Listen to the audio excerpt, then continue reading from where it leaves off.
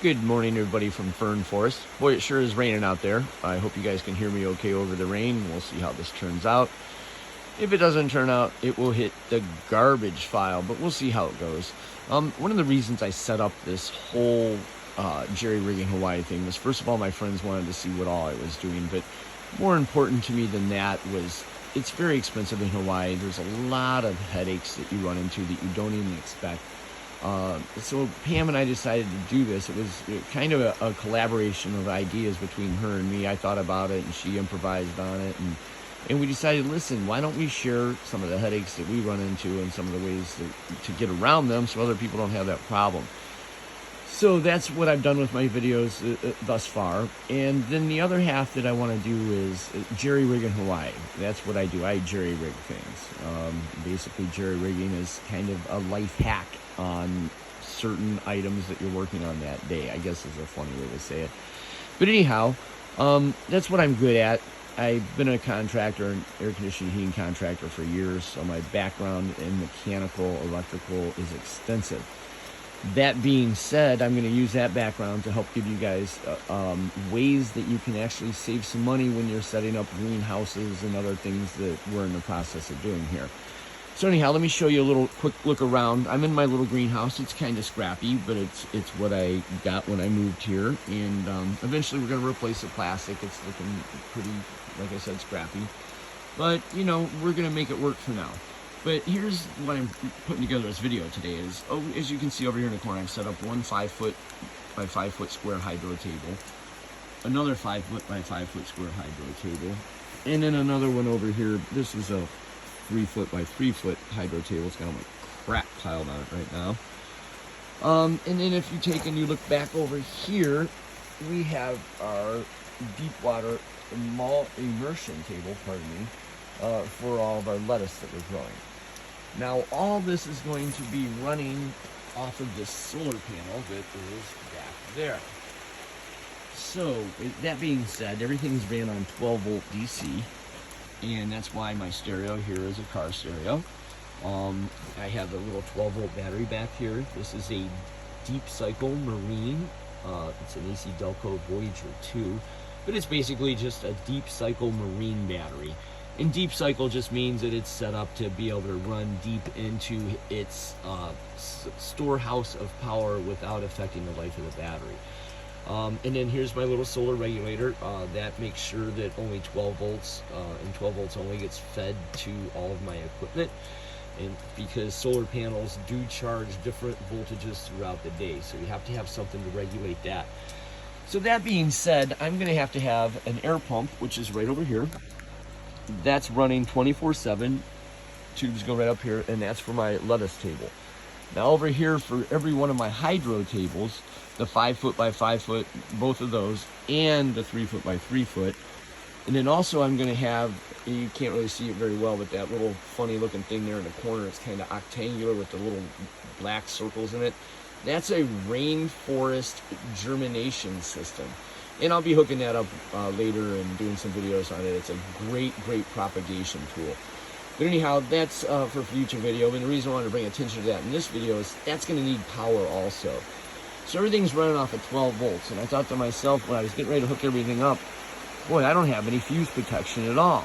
And I got to thinking, man, the fuses and all the fuse holders and all that's super expensive in the actual stores.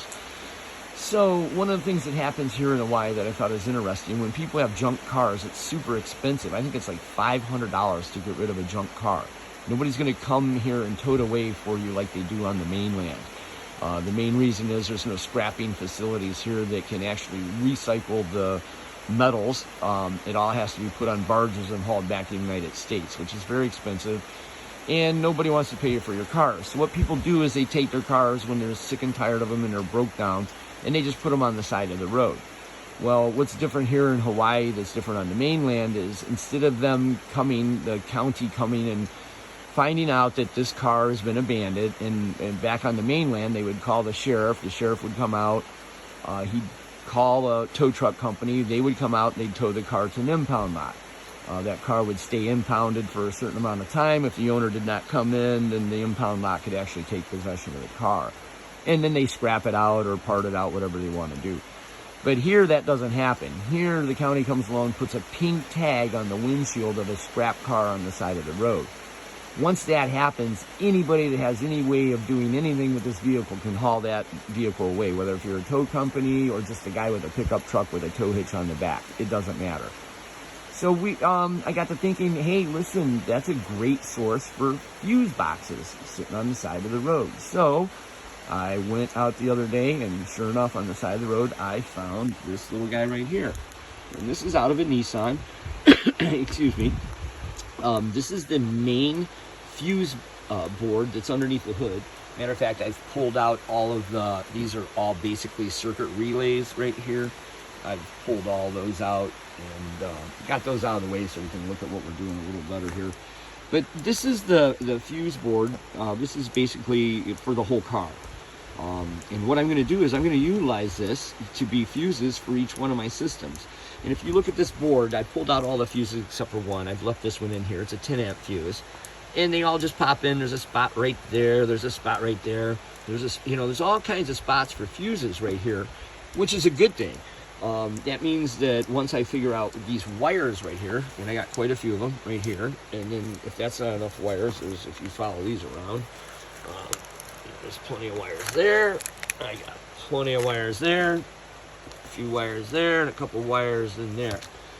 But what I am going to be able to do is I'm going to be able to use my voltmeter, and I've already used my voltmeter. If you look down here, this is the positive and negative coming off of the battery.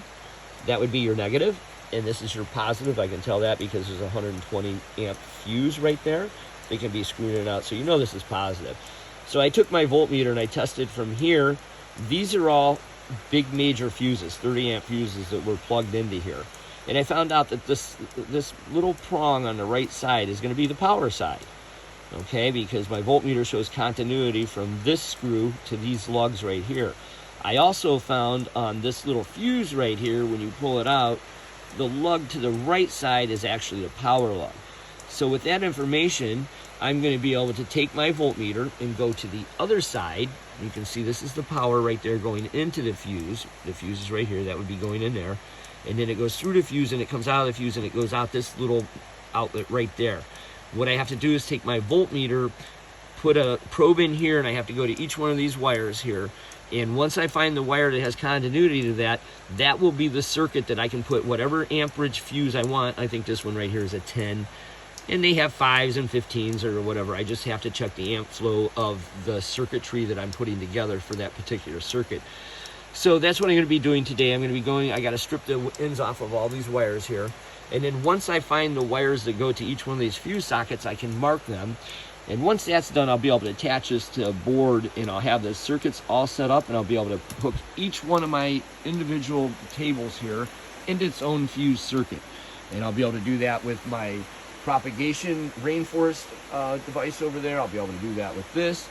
I'll be able to do that with my stereo. Well, I don't have to. My stereo has a fuse in the back of it. But I'll be able to do that with everything that's hooked into this, including my bubble machine. So by going along on the roadside and spending 15 minutes just ripping this out, you don't have to be real careful. Couple pliers and some metric sockets and wire cutters is all it took, and I had it out in about 10 minutes. So for free, I have an access to this beautiful fuse holder. And on top of that, if you look over here, look at all these fuses I've pulled out of that. So I have all kinds of fuses that I can work with, whatever size. The color is coordinated with the amperage that the fuse takes. So, but that's my jerry rigging lesson for today. Don't forget, in every car there is an amazing fuse box that you can utilize when you're running things on 12 volt DC. You can actually use them for about any voltage. The fuses don't know what volt's going through them. They just know amperage. But for me, I'm going to put this in my 12 volt greenhouse back here, and I will utilize it to have everything protected by fuses. And it's not going to cost anything other than a little bit of time and energy. So there you go, guys. I hope you can hear this okay over the rain today. And I got myself a good little rain day project that I can do indoors, which makes me happy. So I hope you guys all have a great day.